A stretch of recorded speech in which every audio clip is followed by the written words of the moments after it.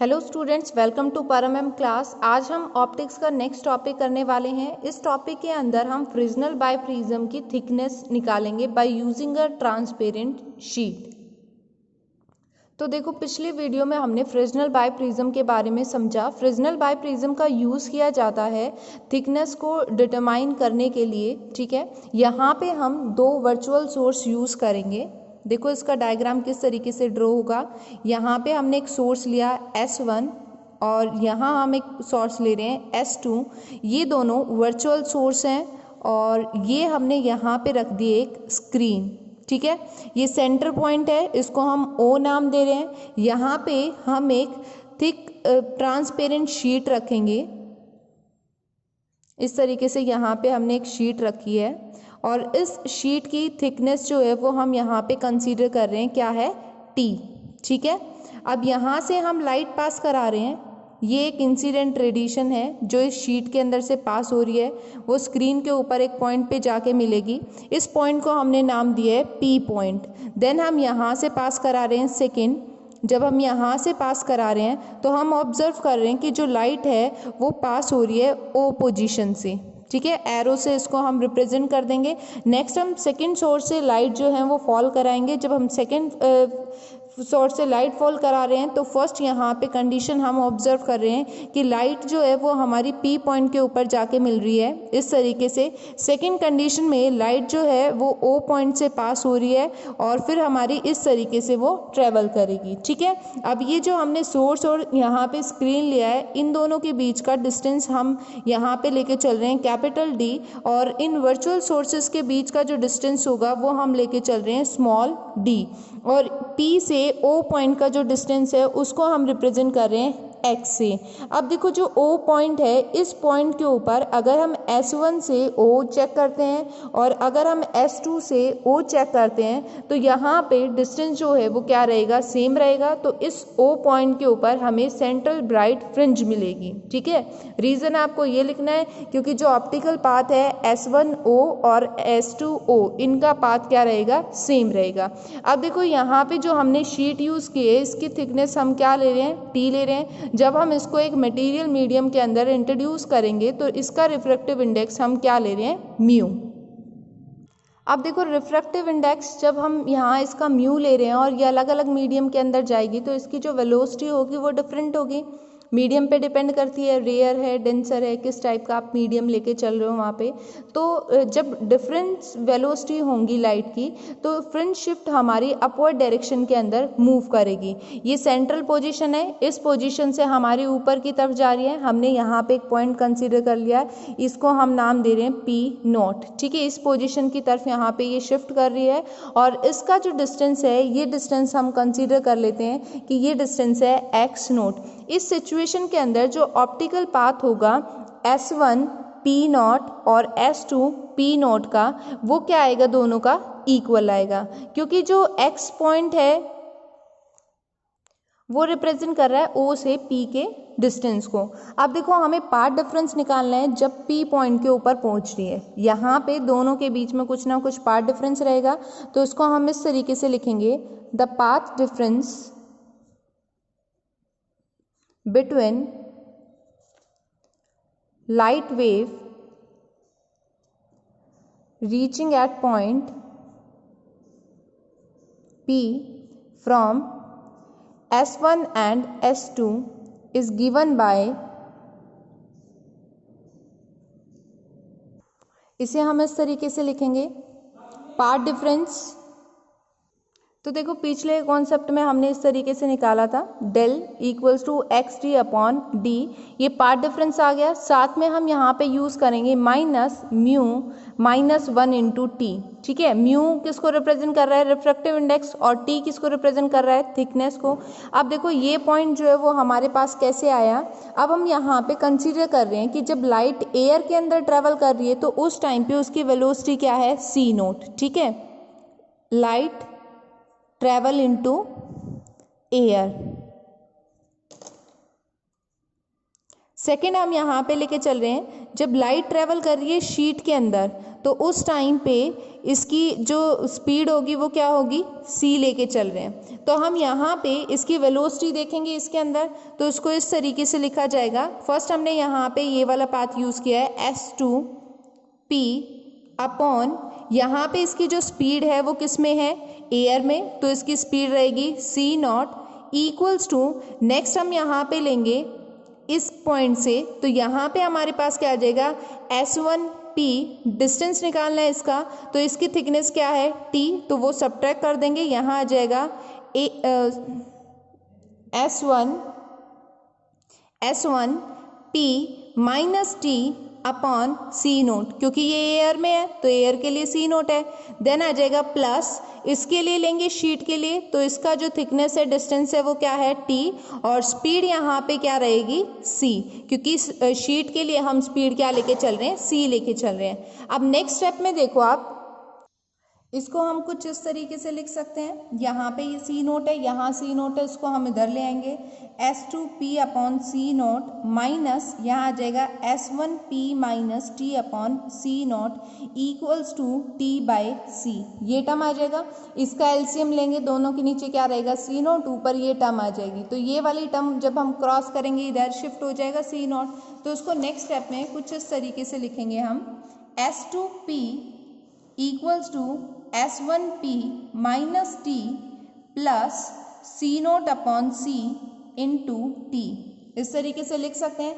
अब देखो सी naught upon सी, ये किसको रिप्रेजेंट कर रहा है, सी नोट क्या था, speed of light in air, और ये किसको रिप्रेजेंट कर रहा था, speed of light in material. तो इन दोनों का जो रेशियो होता है उसको हम क्या बोलते हैं, रिफ्रैक्टिव इंडेक्स, तो इसको हम क्या लिख देंगे, म्यू लिख देंगे।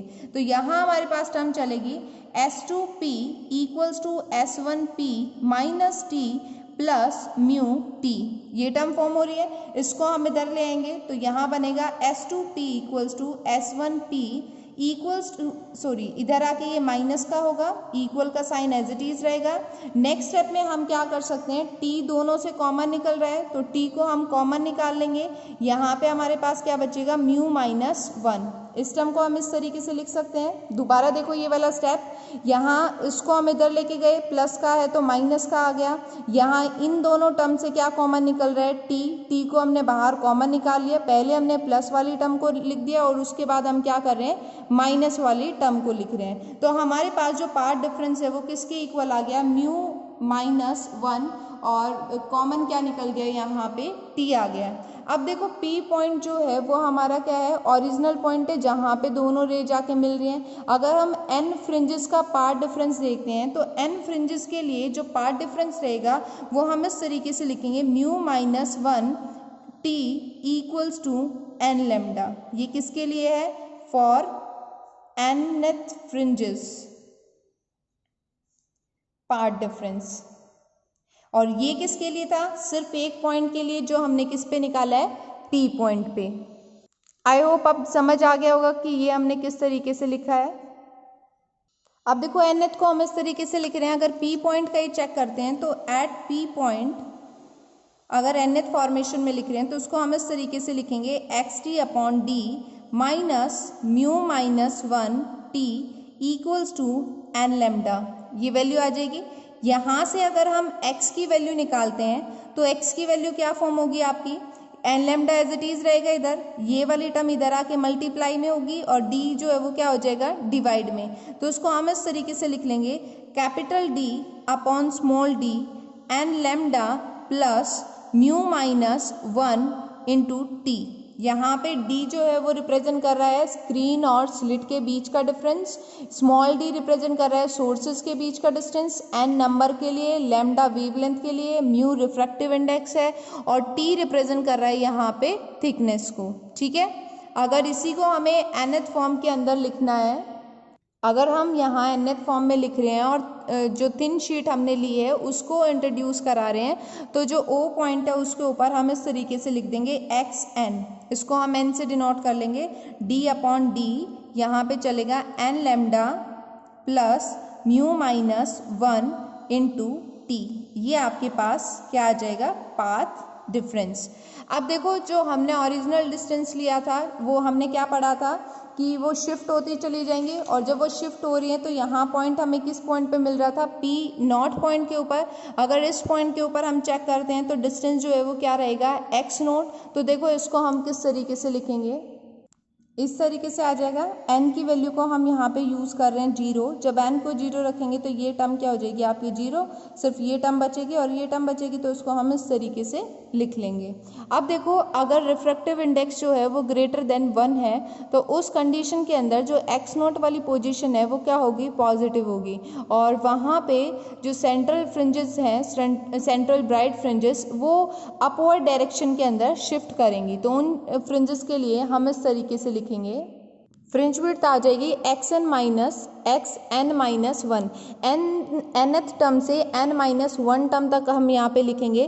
तो nth की वैल्यू क्या है, d upon D n lambda plus mu minus 1 into T, ठीक है।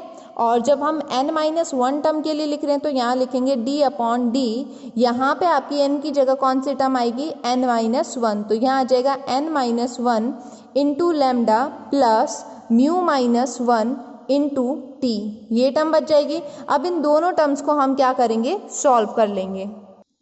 तो देखो जब d अपॉन डी को इस पूरी टर्म के साथ मल्टीप्लाई करेंगे तो टर्म ये आ जाएगी, इसको जब मल्टीप्लाई कर रहे हैं तो हमारे पास ये टर्म आ जाएगी। अब हम यहाँ से देखते हैं कोई टर्म कैंसिल हो रही है, ये वाली जो टर्म है वो हमारे पास क्या है, प्लस में, और ये वाली टर्म जो है वो किस में है, माइनस में, तो ये क्या होंगी, कैंसिल आउट। यहाँ पे हमारे पास n-1 है, यहाँ n है, तो ये कैंसिल नहीं होगी। तो देखो इसको हम और सिंप्लीफाई करके लिख लेंगे, तो beta equals to d n lambda upon d, यहाँ पे पहले हम n के साथ मल्टीप्लाई कराएंगे तो minus D n lambda upon d, यहाँ माइनस है, यहाँ माइनस है, माइनस माइनस क्या हो जाएगा, प्लस, तो यहाँ हमारे पास क्या आएगा, डी अपॉन डी, और लेमडा को 1 से कर रहे हैं तो यहाँ आ गया लेमडा। अब ये प्लस की और ये माइनस की, तो ये क्या होंगी, कैंसिल आउट। तो बीटा की जो वैल्यू है वो हमारे पास क्या आ गई, डी अपॉन डी लेमडा।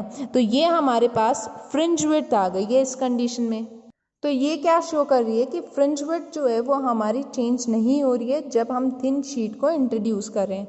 अब देखो हमने पीछे एक इक्वेशन निकाली थी, ये वाली इक्वेशन, ठीक है, इसको हम इक्वेशन ए कंसीडर कर लेते हैं और इसको हमने इक्वेशन बी कंसीडर कर लिया। अब हम क्या करेंगे, ए और बी इक्वेशन को डिवाइड कर देंगे, divide equation A and B, we get, देखो यहाँ पे आ जाएगा x0 अपॉन बीटा, यहाँ पे इस टर्म को लिखेंगे D mu minus 1 into t upon D, और ये टर्म डिवाइड में होगी तो यहाँ आ जाएगा डी, और लेमडा भी नीचे आएगा और ये स्मॉल डी जो है वो कहाँ चला जाएगा, ऊपर। तो डी से डी कैंसिल हो गया और कैपिटल डी से कैपिटल डी कैंसिल हो गया। तो यहाँ से हमारे पास वैल्यू क्या बची, x0 upon beta equals to mu minus 1 into t upon lambda. अगर हम यहाँ से x0 की वैल्यू चेक करते हैं तो देखो x0 की वैल्यू हमारे पास क्या फॉर्म होगी, म्यू माइनस 1 टी, और यहाँ आ जाएगा बीटा अपॉन लेमडा, ठीक है। ये हमारे पास x0 की वैल्यू आ जाएगी। इस तरीके से हम थिकनेस जो है शीट की निकाल सकते हैं। अगर हमें x0 की वैल्यू पता है, बीटा पता है, लेमडा पता है और म्यू की वैल्यू पता है, तो हम यहाँ पे थिकनेस निकाल सकते हैं। ये मेथड है थिकनेस निकालने का। इसी से थिकनेस का फॉर्मूला बना लो, टी का फॉर्मूला क्या बन जाएगा, x0 लेमडा और beta minus beta mu minus 1, ठीक है। ये थिकनेस के लिए यूज़ किया जाएगा। ये पता होना चाहिए, वेवलेंथ पता होनी चाहिए, फ्रिंज विड्थ का पता होना चाहिए और रिफ्रैक्टिव इंडेक्स का पता होना चाहिए। अगर ये सारी वैल्यू पता है तो थिकनेस आप इजीली फाइंड आउट कर सकते हो। अगर आपको इस टॉपिक में कोई भी प्रॉब्लम है तो आप कमेंट बॉक्स में लिख सकते हो। Thank you for watching my video.